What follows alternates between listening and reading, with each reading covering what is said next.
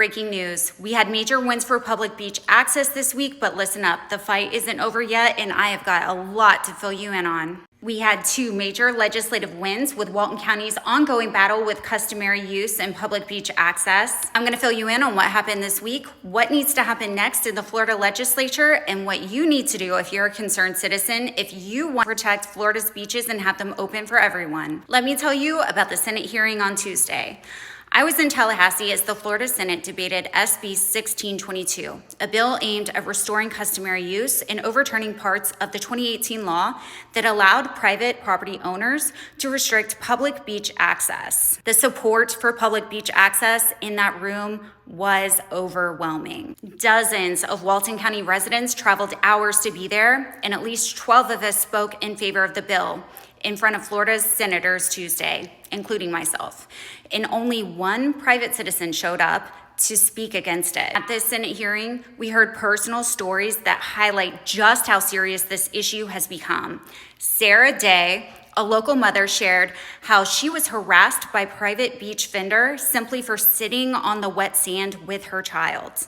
Kelly Fogarty, a grandmother and Walton County resident, explained how she is being sued for trespassing after walking along the beach near her own home by a beachfront owner watching her walk along the beach on his camera remotely from Dallas. She's already spent over $80,000 in legal fees just to defend her right to walk along our beaches. Senator Jay Trumbull, who sponsored the bill in Senate, called the situation a political nightmare with literal lines drawn in the sand. He stressed this isn't just about property rights, but also about Florida's economy and our future generations.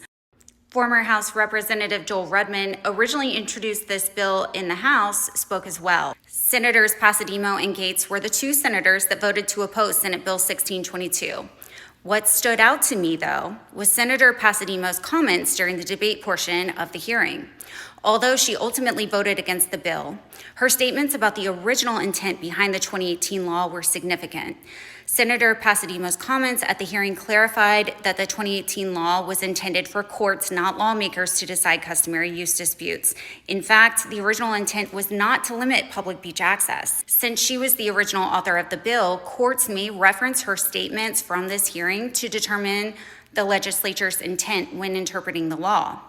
Although judges look to the text of the statute itself, if a future court case questions whether the law was intended to limit public beach access, her remarks could be used as evidence of legislative intent to play a huge role or a key role in how judges rule on customary use cases in the future.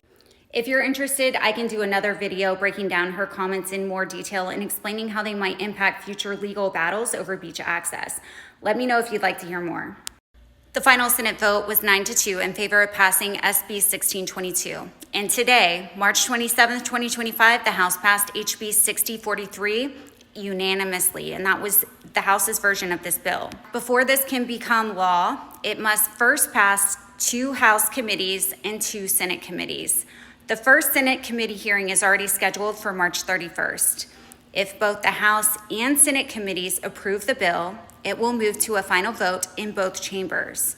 If both chambers pass the same version, it will then go to the governor for final approval. We are getting closer than ever, but there is still so much work to do. I saw firsthand at the Senate hearing how important it is for lawmakers to see our faces and hear our voices so they understand how crucial beach access is to our community. Now is the time to take action. If you want to protect public beach access, call or email your Florida senators and representatives and urge them to vote yes as this bill moves forward. What are your thoughts on Florida's beach access laws? Drop a comment below and let me know.